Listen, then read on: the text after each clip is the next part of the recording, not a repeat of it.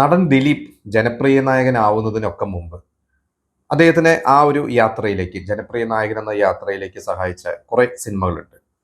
അതിലൊരു പ്രധാനപ്പെട്ട സിനിമ തന്നെയായിരുന്നു പഞ്ചാബി ഹൗസ്.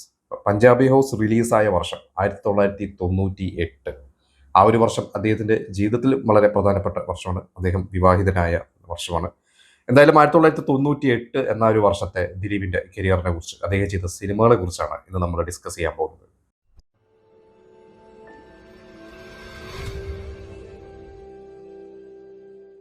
അതിൽ ആദ്യത്തെ സിനിമ നമുക്ക് പഞ്ചാബി ഹൗസ് തന്നെ എടുക്കാം. ഞാൻ ആ ഒരു റിലീസായ ഒരു ഓർഡറിലൊന്നും അല്ല പറയുന്നത്, എങ്കിലും ആ വർഷം ഏറ്റവും വലിയ ഹിറ്റ്, ആ വർഷത്തെ തന്നെ ഏറ്റവും വലിയ ഹിറ്റുകളായ ഒരു സിനിമ, ദിലീപിന്റെ കരിയറിലെ ഏറ്റവും വലിയ ഹിറ്റുകളായ സിനിമ പഞ്ചാബി ഹൗസ്. ഇപ്പോൾ പഞ്ചാബി ഹൗസ് സിനിമയെ കുറിച്ച് ഞാൻ പ്രത്യേകിച്ച് പറയേണ്ട കാര്യമില്ല, അത് കാണാത്ത മലയാളികൾ ഉണ്ടാവില്ല. റാഫി മെക്കാട്ടിൻ എന്ന ഇരട്ട സംവിധായകർ, ഇരട്ട തിരക്കഥാകൃത്ത്, ഹിറ്റ് തിരക്കഥാകൃത്തുക്കളായിരുന്നു അവർ തിരക്കഥാകൃത്തുകളായിരുന്ന സമയത്ത് തന്നെ അവർ ഇൻഡിപെൻഡൻ്റ് ആയിട്ട് ചെയ്യാനായിട്ട് കുറേ കഥകൾ ആലോചിച്ചിരുന്നു. അതിലൊരു കഥയായിരുന്നു പഞ്ചാബി ഹൗസ്. എനിക്ക് തോന്നുന്നു 94-5 കാലഘട്ടങ്ങളിൽ തന്നെ അവർ ഓൾറെഡി ഇതിൻ്റെ സ്ക്രിപ്റ്റൊക്കെ റെഡിയാക്കി വെച്ചിരുന്നു. അന്ന് പഞ്ചാബി ഹൗസിൻ്റെയും പുതുക്കോട്ട പുതുമണവാളൻ്റെയൊക്കെ സ്ക്രിപ്റ്റ് ഒരേ സമയത്ത് തന്നെയാണ് അവർ പ്ലാൻ ചെയ്തിരുന്നത്. അന്ന് അതിൻ്റെ ഡിസ്ട്രിബ്യൂട്ടേഴ്സൊക്കെ ആയിട്ട് അവർ ആദ്യത്തെ സിനിമ ഓണാക്കാൻ വേണ്ടി നടന്നിരുന്നത്. അപ്പോൾ എല്ലാവരും പറഞ്ഞു പഞ്ചാബി ഹൗസ് കുറച്ച് ഹെവിയാണ്, അത് ഉടനെ ചെയ്യേണ്ട എന്ന് പറഞ്ഞ് മാറ്റിവെച്ചു. എന്നിട്ടാണ് അവർ പുതുക്കോട്ടയിലെ പുതുമണവാളൻ എന്ന സിനിമയിലേക്ക് കിടക്കുന്നത്. നമ്മളത് കണ്ടറിയാം. പഞ്ചാബി ഹൗസ് ഒരുപാട് കഥയ്ക്കുള്ളിൽ കുറെ കഥകളുണ്ട് ആ സിനിമയിൽ. കുറച്ച് ഹെവിയാണ് ആ സിനിമ, നല്ല ഹ്യൂമറാണ്, പക്ഷെ ആ സ്ക്രിപ്റ്റ് നല്ല ഹെവിയാണ്. പക്ഷെ പുതുക്കോട്ടയിലെ പണമാളൻ കുറച്ച് ലൈറ്റാണ് അത് വെച്ച് നോക്കുമ്പോൾ. അങ്ങനെയാണ് അവർ പുതുക്കോട്ട പണമാളാക്കി കിടക്കുന്നത്. അത് കഴിഞ്ഞ് പഞ്ചാബി ഹൗസ് ഇവർ പ്ലാൻ ചെയ്യുമ്പോൾ അന്ന് ഏതൊരു സംവിധായകൻ്റെയും പോലെ ആദ്യം മോഹൻലാലിനെയൊക്കെ ഒരു മനസ്സിൽ ആലോചിച്ചു, പിന്നീട് ജയറാമായിരുന്നു, ജയറാമിനെ വെച്ച് ആലോചിച്ചു. എനിക്ക് തോന്നുന്നു അന്ന് ജയറാം, അതുപോലെ തന്നെ ജഗതി ശ്രീകുമാർ, ഇന്നസെന്റ്, മഞ്ജു വാര്യർ, ദിവ്യ ഉണ്ണി, ഇങ്ങനെയായിരുന്നു അന്നത്തെ ഒരു ഹിറ്റ് കോംബോ എന്ന രീതിയിൽ അവർ ചിന്തിച്ചിരുന്നത്. പിന്നെ ഇവരൊന്നും ഒരുമിച്ച് കിട്ടില്ല എന്നറിയാം. പിന്നീട് അത് മാറി മറിഞ്ഞു. ഇന്നസെന്റിന്റെ റോളിലോട്ട് കൊച്ചിൻ ഹനീഫ വരുന്നു, ജഗതി ശ്രീകുമാറിന്റെ റോളിലോട്ട് ഹരിശ്രീ അശോകൻ വരുന്നു, മഞ്ജു വാര്യരും ദിവ്യ ഉണ്ണിയൊക്കെ മാറിയിട്ട് മോഹിനിയും ജോമോളും വരുന്നു. പിന്നീടാണ് ജയറാമിന്റെ റോളിലോട്ട് ദിലീപ് വരുന്നത്. ദിലീപിന് ശരിക്കും അതൊരു വലിയൊരു ലോട്ടറി തന്നെയായിരുന്നു പഞ്ചാബി ഹൗസ് ഒക്കെ. ഞാൻ പഞ്ചാബി ഹൗസ് കാണുന്നത് തൃശ്ശൂർ രാമദാസ് തിയേറ്ററിലാണ്. എനിക്ക് റിലീസായ ആദ്യത്തെ 2ാമത്തെ ദിവസമാണ്. അന്ന് വലിയ തിരക്കൊന്നുമില്ല, പക്ഷെ ഒരാഴ്ചക്ക് കഴിഞ്ഞപ്പോൾ ആ സിനിമയുടെ കളക്ഷൻ ഭയങ്കരമായിട്ട് കൂടി. അതൊരു എല്ലാവരും ചർച്ച ചെയ്യുന്ന ഒരു സിനിമയായിട്ട് മാറി. ദിലീപിന് അത് വലിയൊരു ഗുണം ചെയ്തു. ആ ഒരു സിനിമ ഹിന്ദിയിലോട്ട് പ്രിയദർശൻ റീമേക്ക് ചെയ്തപ്പോൾ അന്നത്തെ നായകൻ ഷാഹിദ് കപൂറിനെ ഡബ് ചെയ്യാൻ വേണ്ടി, അല്ല ഊമയുടെ ശബ്ദം ഡബ് ചെയ്യാൻ വേണ്ടി ദിലീപിനെ വിളിച്ചു വരുത്തി എന്ന് പറയുമ്പോൾ അതൊരു ദിലീപിന്റെ ഒരു മിടുക്ക് നമുക്കറിയാം. അതുപോലെ ഹരിശ്രീ അശോകനും ഒരുപാട് കൈന്നിട്ടിട്ടുള്ള സീനുകളാണ് ഹരിശ്രീ അശോകന്റെ ഒക്കെ. അവർ ഒരുപാട് ഇംപ്രവൈസ് ചെയ്തിട്ടുണ്ട് ഇവരെല്ലാവരും. അതിലൊരു പ്രധാനപ്പെട്ട സിനിമയായിരുന്നു പഞ്ചാബി ഹൗസ്. എനിക്ക് തോന്നുന്നു പഞ്ചാബി ഹൗസ് 98 ഓണത്തിന് റിലീസ് ചെയ്യാൻ പ്ലാൻ ചെയ്തതാണ്. പക്ഷെ അന്ന് ഹരികൃഷ്ണസും സംറൻ ബദലേഹം ഒക്കെ പോലെ വമ്പൻ സിനിമകളുള്ളതുകൊണ്ട് അവരൊന്ന് റിലീസ് തള്ളി. എന്നിട്ട് ആ ഒരു സെപ്റ്റംബർ അവസാനം എന്തോണ് ആ സിനിമ റിലീസായത്. പക്ഷെ അത് ഓണത്തിനും റിലീസായതെങ്കിൽ ഹിറ്റ് ആവുമായിരുന്നു. പക്ഷെ എന്തായാലും അത് റിലീസ് മാറ്റിയത് നന്നായി. അതുകൊണ്ട് നല്ലൊരു സോളോ റണ്ണ് തന്നെ ആ സിനിമയ്ക്ക് കിട്ടി. പിന്നെ മറ്റൊരു പ്രധാനപ്പെട്ട സിനിമ എന്ന് പറയുന്നത് അനുരാഗ കൊട്ടാരം. വിനയൻ എന്ന ഹിറ്റ് സംവിധായകൻ 96 എന്നൊരു വർഷം കല്യാണ സൗഗന്ധികം എന്നൊരു ദിലീപിന് വലിയൊരു ഹിറ്റ് കൊടുത്തു. അവിടെ നിന്നാണ് ഇവരുടെ ഒരു യാത്ര വന്നത്. അതിനുശേഷം 5-6 സിനിമകൾ വിനയനും ദിലീപും ചെയ്തിട്ടുണ്ട്.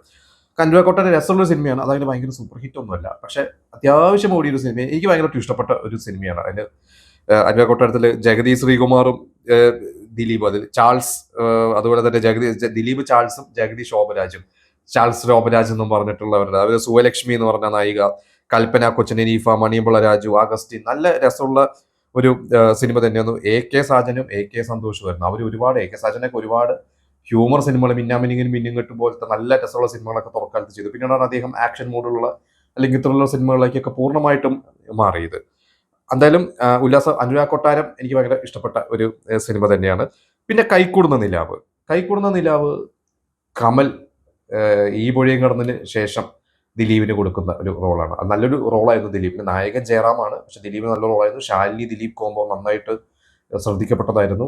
ഭയങ്കര പ്രതീക്ഷയോടുകൂടിയാണ് ആ സിനിമ അന്ന് തിയേറ്ററിൽ എത്തുന്നത്. 98 വിഷുവിനായിരുന്നു. അന്ന് മറവത്തൂർ കനവും കന്മതവും, അതുപോലെ മഞ്ജു വാര്യർ അഭിനയിച്ച ദയ എന്ന് പറയുന്ന ഒരു സിനിമ, MTയുടെ, അങ്ങനെ ഒരുപാട് സിനിമകളുടെ കൂട്ടത്തിലാണ് കൈക്കൂടുന്ന നിലാവ് ഇറങ്ങുന്നത്. പക്ഷേ കൈക്കൂടുന്ന നിലാവ് അന്ന് തിയേറ്ററിൽ വേണ്ട പോലെ അന്ന് ശ്രദ്ധിക്കപ്പെട്ടില്ല.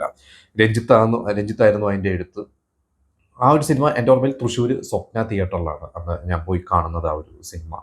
അന്ന് പക്ഷെ അന്നും ഒരു ചർച്ച ഉണ്ടായിരുന്നത്, ആ സിനിമ കണ്ടിട്ട് എല്ലാവരും പറഞ്ഞത് അതിൽ ആ മുരളിയുടെ കഥാപാത്രം, അത് നമ്മുടെ ചിത്രം സിനിമയിലെ MG സോമന്റെ ഒക്കെ പോലെ അതിൻ്റെ ഒരു ക്ലൈമാക്സ് കുറച്ചുകൂടി മാറ്റി എഴുതാമായിരുന്നു എന്നൊക്കെ അന്നേ പറഞ്ഞു കേട്ടിട്ടൊക്കെ ഉണ്ട്. പക്ഷെ നല്ല സിനിമയാണ്. അതിൻ്റെ നല്ല ഒരു ഇമോഷൻസ് ഒരുപാട് വർക്കായത്, നല്ല പാട്ടുകളാണ് ആ ഒരു സിനിമയിൽ. എന്തുകൊണ്ടും ജയറാമിനും ഒരു നല്ല പ്രേക്ഷകരുടെ ഒരു ഇഷ്ടം നേടിയെടുക്കാൻ ആ ഒരു സിനിമയിലൂടെ സാധിച്ചിട്ടുണ്ട്. പിന്നെ ഉള്ള സിനിമ മീനത്തിൽ താലികെട്ട്. മീനത്തിൽ താലികെട്ടും നല്ല രസമുള്ള സിനിമയാണ്. തിയേറ്ററിൽ അങ്ങനെ വലിയ ഒരു വിജയമല്ലാതെ പോയ ഒരു സിനിമയാണ്. അതായത് ഭയങ്കര ഒരു ബ്ലോക്ക് ബസ്റ്റർ ഒന്നുമല്ല, ഹിറ്റാണെന്ന് തോന്നുന്നു, ഹിറ്റാണ്, പക്ഷെ ബ്ലോക്ക് ബസ്റ്റർ അല്ല. ആ ഒരു സിനിമ രാജൻ ശങ്കരാടി, അദ്ദേഹം വളരെ ഫേമസ് ആയിട്ടുള്ള അസോസിയേറ്റ് ഡയറക്ടറാണ്. ജോഷിയിട്ടൊക്കെ ഒരുപാട് അസോസിയേറ്റ് ചെയ്തിട്ടുള്ളതാണ്. കുറച്ച് സിനിമകൾ അദ്ദേഹം ചെയ്തിട്ടുള്ളൂ. ഇന്ന് അദ്ദേഹം നമ്മളോട് ഇല്ല, അദ്ദേഹം വിട്ടുപോയി. അദ്ദേഹത്തിന്റെ മകൾ പാർവതി രാജശങ്കരാടി ഇന്ന് അഭിനയ രംഗത്തിട്ടുണ്ട്. ഈ ഒരു സിനിമയും AK സാജനും AK സന്തോഷുമാണ് അതിന്റെ സ്ക്രിപ്റ്റ് എഴുതിയത്. ലാൽ ജോസ് ആണ് ഇതിന്റെ കഥ. ഈ സിനിമയുടെ ക്ലൈമാക്സും കുറച്ച് സീൻസ് ഒക്കെ ലാൽ ജോസ് എന്ന് എഴുതി എന്നൊക്കെ പറഞ്ഞ് കുറച്ച് റൈറ്റേഴ്സിനായിട്ട് കുറച്ച് ഇഷ്യൂ ഒക്കെ ഉണ്ടായിരുന്നു. പക്ഷെ അതിൻ്റെ ഒരു സ്ക്രിപ്റ്റിന് ഒരു കെട്ടുറപ്പ് വരുത്തിയത് ലാൽ ജോസും പിന്നെ ലോഹിദാസിനെയൊക്കെ ലാൽ ജോസ് ഒന്ന് റെഫർ ഒക്കെ ചെയ്തിട്ടുണ്ട്. പോയിട്ട് ലോഹിദാസിനെയൊക്കെ പോയി കണ്ട് ലോഹിദാസിന്റെ അഭിപ്രായങ്ങളൊക്കെ എടുത്തിട്ടാണ് ആ ഒരു സിനിമയുടെ ക്ലൈമാക്സ് ഒക്കെ വർക്ക് ചെയ്തിട്ടുള്ളത്. പക്ഷെ എന്തുകൊണ്ടും ദിലീപിന്റെ നല്ലൊരു റോളാണ്, നല്ല പാട്ടുകളാണ്, എനിക്ക് ഭയങ്കര ഇഷ്ടപ്പെട്ട പാട്ടുകളാണ്.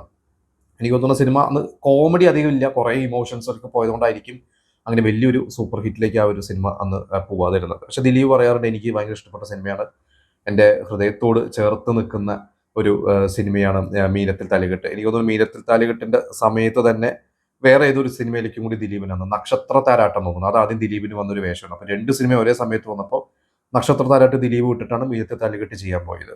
പിന്നെ ദിലീപിനെ പറഞ്ഞിട്ടുണ്ട്, എനിക്ക് പൊക്കക്കുറവ് ഒരു അനുഗ്രഹമായ രണ്ട് സിനിമകളാണ്, മീനത്തിൽ താലികെട്ടും പിന്നെ ഒന്ന് എനിക്ക് ജോക്കറാണ്. ഈ രണ്ട് സിനിമയിൽ എനിക്ക് പൊക്കം കുറഞ്ഞുകൊണ്ടാണ് അത്ര വേഷങ്ങൾ ചെയ്യാൻ പറ്റിയത് എന്നൊക്കെ ദിലീപ് പറഞ്ഞിട്ടുണ്ട്. പിന്നെ മന്ത്രി മാളികയിൽ മനസമ്മതം എന്ന് പറയുന്ന സിനിമ, കലാഭവൻ അൻസാർ. നമ്മൾ ആ സിനിമയെ കുറിച്ച് ഈ അടുത്ത് ഒരിക്കൽ വേറൊരു എപ്പിസോഡിൽ ചർച്ച ചെയ്തിട്ടുണ്ടായിരുന്നു. ഷീലയുടെ മകൻ അഭിനയിച്ചൊരു സിനിമ 5 സ്റ്റാർ ഹോസ്പിറ്റലിലൂടെ വന്നതാണ്. അത് ഹൈസ ഷോവിന് ത്രൂ ഔട്ട് റോൾ ഉണ്ട്. ആ ഒരു സിനിമയിൽ ദിലീപ് ഒരു ഗസ്റ്റ് റോളാണ്. എനിക്ക് തോന്നുന്നു ദിലീപൊക്കെ അന്ന് കലാഭവൻ അൻസാറിനോടുള്ള ബന്ധമായിരിക്കാം. ദിലീപ് നായകനായിട്ട് തിളങ്ങുന്ന സമയത്തും ഇത്തരത്തിലുള്ള സിനിമകളിൽ ചെറിയൊരു വേഷത്തിലും ദിലീപ് വന്നു പോയിട്ടുണ്ട്. ഒരു 2001 വരെയൊക്കെ നമ്മൾ ശ്രദ്ധിച്ചു കഴിഞ്ഞാൽ ദിലീപ് ഇതുപോലെ മറ്റു വലിയ താരങ്ങളുടെയോ അല്ലെങ്കിൽ വേറെ താരങ്ങളുടെ സിനിമയിലൊക്കെ കൂട്ടക്കളിയിലൊക്കെ വന്നിട്ടുണ്ട്. ഒരു മീശമാധവനൊക്കെ ശേഷമായിരിക്കും ദിലീപ് പൂർണ്ണമായിട്ടും ഒരു സൂപ്പർ സ്റ്റാർ ആയി അല്ലെങ്കിൽ ഒരു സോളോ ഹീറോ ലെവലിലോട്ട് പോയത്. പിന്നെ ഇടയ്ക്ക് ചൈന ടൗണും 2020 പോലത്തെ സിനിമകളിലൊക്കെയാണ് നമ്മളങ്ങനെ ഒരു കൂട്ടക്കളിയിൽ ദിലീപിനെ കണ്ടിട്ടുള്ളത്. എന്തായാലും മന്ത്രമാളികയിൽ മനസ്സമ്മതം ഞാനൊക്കെ ഒന്ന് കാസറ്റ് എടുത്ത് കണ്ടിട്ടുള്ള സിനിമയുടെ തിയേറ്ററിലൊന്നും അങ്ങനെ വിജയിച്ചിട്ടുള്ള ഒരു സിനിമയുടെ, എനിക്ക് ആ സിനിമയുടെ കഥ പോലും സത്യം പറഞ്ഞാൽ ഇപ്പോൾ ഓർമ്മയില്ല. പിന്നെ ഓർമ്മച്ചെപ്പ്, ലോഹിദാസിന്റെ ഭൂതക്കണ്ണാടിയും കാരുണ്യവും കന്മതമൊക്കെ കഴിഞ്ഞിട്ട് ലോഹിദാസ് ചെയ്യുന്നത്. എനിക്കുള്ള കന്മതം കഴിഞ്ഞിട്ടാണ് 98 വിഷുവിനാണ് കന്മതം ഇറങ്ങുന്നത്. ഓർമ്മച്ചെപ്പ് 98 ഓണത്തിനാണ്. ലാലാണ് അതിലൊരു പ്രധാന വേഷം ചെയ്തത്, ചഞ്ചൽ എന്ന നായിക. പക്ഷെ അതില് ദിലീപിനും നല്ലൊരു വേഷമാണ്. പക്ഷെ ആ സിനിമ ഒരു ലാലിന്റെ സിനിമയാണ്. പിന്നെ അത് മാത്രമല്ല അത് സീരിയസ് മോഡുള്ള സിനിമയാണ്. എനിക്ക് തോന്നുന്നു ഇന്ന് ലോഹിദാസിന്റെ സിനിമകളിൽ നമ്മൾ എടുത്തു കഴിഞ്ഞാൽ അധികം പേരൊന്നും കാണാത്തതോ അല്ലെങ്കിൽ അധികം പേര് ഓർക്കാത്ത ഒരു സിനിമ തന്നെയായിരുന്നു ഓർമ്മിച്ചത്. ഞാനും അന്ന് ഒരിക്കൽ കാസറ്റ് എടുത്തിട്ടോ എന്തോ ആണ് ആ സിനിമ കണ്ടിട്ടുള്ളത്, പിന്നീട് ഒന്നും കണ്ടിട്ടില്ല. അങ്ങനെ അതിലൊരു പാട്ടൊക്കെ ഓർമ്മയുണ്ട്. ഒരു ബൈക്കിലൊക്കെ ലാലും ദിലീപൊക്കെ പോയിരുന്ന ഒരു പാട്ടൊക്കെ ഉള്ള ആ സീനൊക്കെ എനിക്ക് നല്ല ഓർമ്മയുണ്ട്. അതന്ന് തൃശ്ശൂർ സ്വപ്ന തിയേറ്ററിൽ ഈ പറഞ്ഞ ഒരു ഓണ സമയത്ത്. പക്ഷേ ഈ പറഞ്ഞ ഹരികൃഷ്ണൻസും സമറി ബദലഹേമിന്റെ ഒക്കെ ഒപ്പമാണ് ഇറങ്ങിയത്. അതുകൊണ്ട് തന്നെ അതങ്ങനെ വലുതായിട്ട് ശ്രദ്ധിക്കപ്പെട്ടില്ല. പിന്നെ സുന്ദരക്കില്ലാടി 98 വിഷുവിന് ഇറങ്ങിയ സിനിമ. ദിലീപിന്റെ തന്നെ ആ വർഷം വിഷുവിന് കൈക്കൊടുത്ത നിലാവ് സുന്ദരക്കില്ലാടി മുരളീകൃഷ്ണ എന്ന് പറഞ്ഞ ഫാസിലിന്റെ വർഷങ്ങളോളം ഫാസിലിന്റെ അസിസ്റ്റന്റ് ആയിരുന്നാണ്. അദ്ദേഹം വളരെ പ്രതീക്ഷയോടുകൂടി നല്ല പ്രതീക്ഷയായിരുന്നു അന്ന് ആ സംവിധായകൻ സിനിമയിലോട്ട് വരുമ്പോൾ. പക്ഷെ അദ്ദേഹത്തിന് പിന്നീട് അധികം സിനിമകളൊന്നും ചെയ്യാൻ പറ്റി. ചന്ദാമാമയൊക്കെ ചെയ്തു. അദ്ദേഹമായിരുന്നു അന്ന് മാനാർമത്തായി സ്പീക്കിംഗ് ചെയ്യാനിരുന്നിരുന്നത്. പക്ഷെ അത് സംഭവിച്ചില്ല പല കാരണങ്ങൾ കൊണ്ട്. ഇന്ന് എനിക്ക് തോന്നുന്നു അദ്ദേഹം സിനിമയിലില്ല. പക്ഷെ അദ്ദേഹത്തെ കുറിച്ച് ആരോ ഈ അടുത്ത് ഹരിശ്രശോകനാണോ ആരോ ഈ അടുത്ത് പറഞ്ഞിട്ടുണ്ട്, വളരെ കഴിവുള്ള ഒരു സംവിധായകനാണ്. പക്ഷെ ഒന്ന് വിചാരിച്ച പോലെ ഒന്ന് ക്ലിക്കായില്ല. ഈ സിനിമ എനിക്ക് ഭയങ്കര ഇഷ്ടപ്പെട്ട സിനിമയെന്ന് തോന്നുന്നു. ആ സിനിമ അന്ന് പരാജയമായിരുന്നു തിയേറ്ററിൽ, വലിയ വിജയമൊന്നും അല്ലായിരുന്നു. ഫാസില് തന്നെയാണ് അതൊക്കെ ഓർഗനൈസ് ചെയ്ത് നല്ലൊരു ബഡ്ജറ്റിലുള്ള ഒരു സിനിമ തന്നെയായിരുന്നു. ഫാസിൽ തന്നെ പ്രൊഡ്യൂസ് ചെയ്തു. നല്ല സ്റ്റാർ കാസ്റ്റും നല്ല പാട്ടുകൾ, ഔസേപ്പച്ചന്റെ നല്ല അടിപൊളി പാട്ടുകളായിരുന്നു. എനിക്കൊരു അനീതിപ്രാവിന് ശേഷം ഔസേപ്പച്ചന്റെ ഒരു ആൽബം, അന്നൊരു കാസറ്റൊക്കെ ഞാനൊക്കെ മേടിച്ചതൊക്കെ എനിക്ക് ഓർമ്മയുണ്ട്. അന്നൊരു കാസറ്റിൽ ഈ പറഞ്ഞ പോലെ ചിലപ്പോൾ 2 സിനിമകൾ ഉണ്ടാവും. ഒരു സൈഡിൽ 6 പാട്ട്, മറ്റേ സൈഡിൽ 6 പാട്ട്, 12 പാട്ടുകളായിരിക്കുമല്ലോ അന്നൊരു കാസറ്റ് ഉണ്ടാവും. 60 മിനിറ്റിലേക്ക് ഒരു കാസറ്റ്. എന്തായാലും സുന്ദരകില്ലാടി അന്ന് നല്ലൊരു സിനിമയായിരുന്നു. തൃശ്ശൂർ രാമദാസ് തിയേറ്ററിൽ ഞാൻ തിയേറ്ററിൽ പോയിട്ട് കണ്ട ഒരു സിനിമയാണത്. പിന്നെ കല്ലുകൊണ്ടൊരു പെണ്ണ് ഈ പറയുന്ന കുറച്ച് കാലം കഴിഞ്ഞിറങ്ങിയതാണ്. കല്ലുകൊണ്ടൊരു പെണ്ണ് എന്ന് പറഞ്ഞ സിനിമ. ആ ഒരു സിനിമ എനിക്ക് കുറച്ച് പെട്ടി കടന്നിട്ടുണ്ട് ആ സിനിമ. അതൊരു സീരിയസ് സിനിമ, ശ്യാം പ്രസാദിന്റെ ഒരു സിനിമ എന്ന രീതിയിൽ അത്തരത്തിലുള്ള ഒരു കാറ്റഗറി പെടുന്ന ഒരു സിനിമയാണ്. വിജയശാന്തി ആക്ഷൻ ഹീറോയിനായിട്ട് കളിക്കുന്ന വിജയശാന്തിയുടെ ശക്തമായിട്ടുള്ള റോളായിരുന്നു ഒരു സിനിമയിൽ.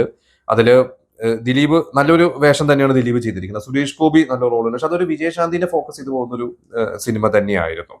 പക്ഷെ ആ സിനിമയെ ഒന്ന് തിയേറ്ററിലും ശ്രദ്ധിക്കപ്പെട്ടില്ല. എനിക്ക് തോന്നുന്നു അങ്ങനെ വലിയൊരു അപ്രിസിയേഷനൊന്നും കിട്ടിയിട്ടില്ല. ഒരു നല്ല സിനിമ എന്ന രീതിയിൽ, ശ്യാം പ്രസാദ് സിനിമ എന്ന രീതിയിൽ അത് അങ്ങോട്ട് പോയി. പിന്നെ വിസ്മയം, രഘുനാഥ് പല്ലേരി ഡയറക്ട് ചെയ്തിട്ടുള്ള സിനിമയാണത്. ആ സിനിമ അന്ന് തിയേറ്ററിൽ വിജയമല്ല. പക്ഷെ പിന്നീട് ടി വിയിലൊക്കെ കണ്ട് എനിക്ക് തോന്നുന്നു ഇന്ന് പലരും കണ്ടിട്ട് ആ സിനിമയുടെ ഹ്യൂമർ സീൻസിനെ കുറിച്ചൊക്കെ ചർച്ച ചെയ്യുന്നുണ്ട്. ദിലീപും ഇന്നസെന്റും ശ്രീനിവാസനൊക്കെയാണ്. രഘുനാഥ് പല്ലേരിയുടെ നമ്മൾ മുമ്പൊരു എപ്പിസോഡ് പറഞ്ഞല്ലോ, രഘുനാഥ് പല്ലേരി നല്ല സിനിമകൾ എഴുതുന്ന ഒരാളാണ്. പക്ഷെ രഘുനാഥ് പല്ലേരിയുടെ സ്ക്രിപ്റ്റ് എന്ന് പറഞ്ഞാൽ കൂടുതൽ സത്യൻ അന്തിക്കാട് സിനിമകളാണ് നമ്മൾ കണ്ടിട്ടുള്ളത്. അദ്ദേഹം ഡയറക്ട് ചെയ്ത് വളരെ കുറച്ച് സിനിമകളായിരുന്നു. എനിക്ക് തോന്നുന്നു വിസ്മയം സിനിമയുടെ അന്നത്തെ അസിസ്റ്റന്റ് ഡയറക്ടർ അൻവർ റഷീദായിരുന്നു. ഒരുപാട് Venugopal camera, editing Sankunni, music Johnson, അങ്ങനെ വലിയൊരു ക്രൂ തന്നെയായിരുന്നു സിനിമയുടെ പിന്നിൽ പ്രവർത്തിച്ചത്. പക്ഷെ ആ സിനിമ അന്ന് വിചാരിച്ച പോലെ ഒരു വിജയമായി മാറിയില്ല. എന്തായാലും 98 എന്ന് പറയുന്ന ഒരു വർഷം പഞ്ചാബി ഹൗസ് ആണ് ദിലീപിന്റെ കരിയർ മാറ്റിയത്. പഞ്ചാബി ഹൗസ് ഇറങ്ങിയ ശേഷം ആ നവംബറിൽ 98 നവംബറിലാണ് ദിലീപ് അന്ന് മഞ്ജു വാര്യരെ കല്യാണം കഴിയുന്നത്, ഒരു കുടുംബനാഥനാവുന്നതും. അദ്ദേഹത്തിന്റെ ജീവിതത്തിൽ കുറെ മാറ്റങ്ങളൊക്കെ സംഭവിച്ചു അതിനുശേഷം. പക്ഷെ 99 എന്നൊക്കെ പറഞ്ഞ വർഷത്തേക്ക് അദ്ദേഹത്തിന് കുറച്ച് മോശം സമയമൊക്കെ ഉണ്ടായിരുന്നു. നമുക്കത് മറ്റൊരു എപ്പിസോഡ് ഡിസ്കസ് ചെയ്യാം. എന്തായാലും ഈ 98 എന്ന് പറഞ്ഞ വർഷത്തെ ഞാൻ ഇത്രയും പടങ്ങൾ ഡിസ്കസ് ചെയ്തത് നിങ്ങളുടെ ഫേവറേറ്റ് സിനിമ പഞ്ചാബി ഹൗസ് തന്നെയായിരിക്കും എല്ലാവരുടെയും.